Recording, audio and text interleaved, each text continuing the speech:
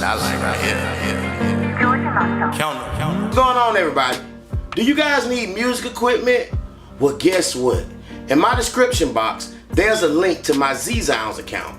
And at Z-Sounds, you guys can get all the equipment in my studio and more. And guess what?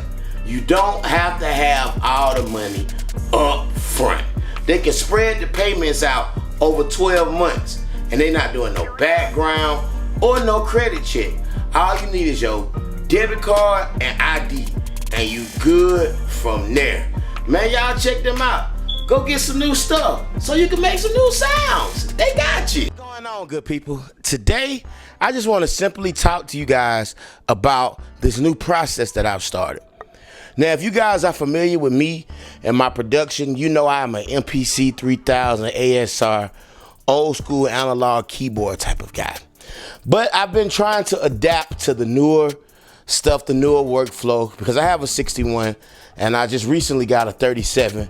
Thanks to the good old people at Z-Sounds. If you guys need any music equipment or even these pedals, you guys hit the link in my description and the good old folks at Z-Sound gonna get you right. I've been looking for ways to like kind of beef up my sound the same way my sound would sound if I was using the older equipment with the board and stuff.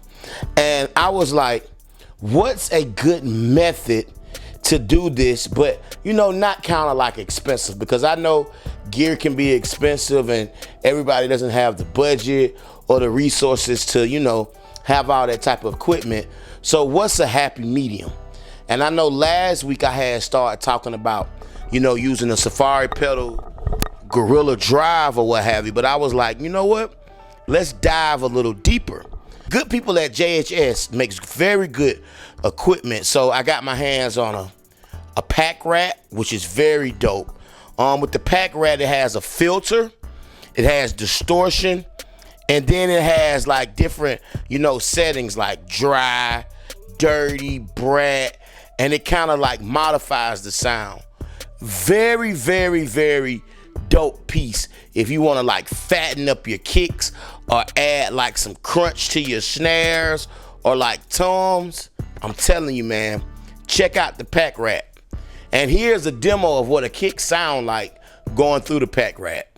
Crazy, right? Another one that I picked up was the JHS Morning Glory. Now, what I like about the Morning Glory is I like running my snares through it. Because it has like a tone, a drive, a volume button, and then I can flip the switch to high gain. So if I want crunch or like bite to my snares or like even my hats, I'm telling you guys, try the Morning Glory. Now, another little piece that I sprinkled in was the JHS Hall Verb for like rim shots and snares, like that subtle, you know, reverb that kind of gives you that. I'm telling you, you can dial in on this guy right here and you can find some sweet spots. I kind of touched on the Gorilla Drive, you know, last video or what have you, so I'm not going to really go over that. You guys know what that represents. And then the last piece I would say is the Big Muff. With the Big Muff, I'm able to play with like, you know, like tones, and it kind of gives me like an amplified, like kind of like an amp type of sound. So what I like about the Big Muff is like I run samples through the Big Muff, or what have you, and it kind of gives me like a whole nother dynamic, a whole nother tone.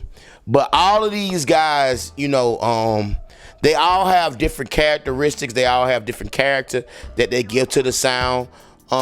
I'll use them together because I was doing some snare work with the Morning Glory and the reverb or what have you, because I got my brightness and my hit from the snare with the Morning Glory, and then I kind of ran some verb with it. Now, what takes it over the top is if you can get your hands on a board. Now, I have a Tascam Model 16.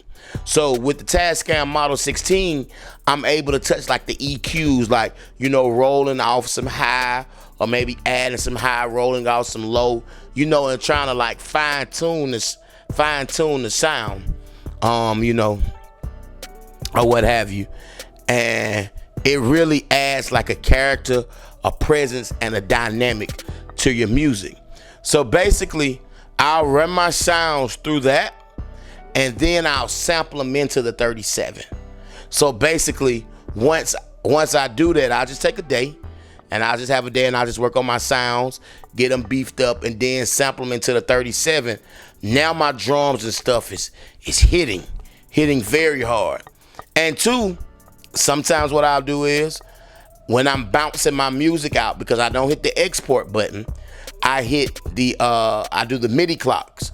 So you have to have a MIDI cable, MIDI interface. So when you hit start on your DAW, you know, the clocks will start running together, and I actually bounce and print the audio out. But I'll take the out from the machines, and I'll just run them through the pedal, and then from the pedal to the console, or what have you. So, you know, it's a give and take. Sometimes I'll just, you know, have, like I said, a day where I'll just do just straight drum work, and then I can just, you know, record those sounds in. And then some days I have, when I'm done with the track, I'll just run them through, you know, different pieces or what have you.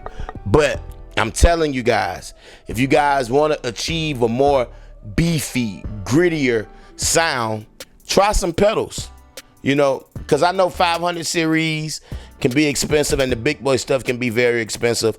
And these pedals are very, very, very cheap. Like, this was like $250. This was $100. This was like $200 or what have you. And the big muff, this one is $108. Then they sell a small one that's just this size for like $89. And you can hit the good old people up at Z-Sounds, and they got all of these pedals, man. And they can even work out a payment plan. But it's just cool and dope to have this type of stuff, because you want to be able to add character to your music and, you know, create your own sound as a producer. So they could be like, hey, that's a Georgia muscle snare. Hey, that's a Georgia muscle kick. You know, just stuff you can do to stand out, man. So I want you guys to give these a try.